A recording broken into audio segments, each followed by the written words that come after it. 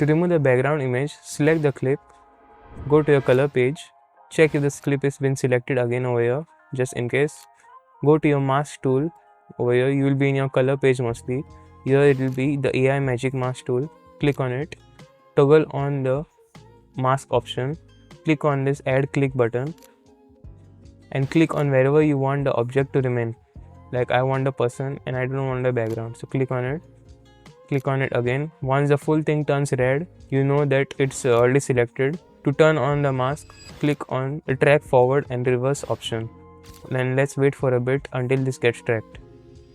Once the masking has been completed, go to your node panels, right click, you can add alpha output and drag your blue to the blue alpha output line. Once it's dragged over here, go back to edit page and you'll find the background removed. For any more queries, let me know in the comment section on what video should I make next. Thank you.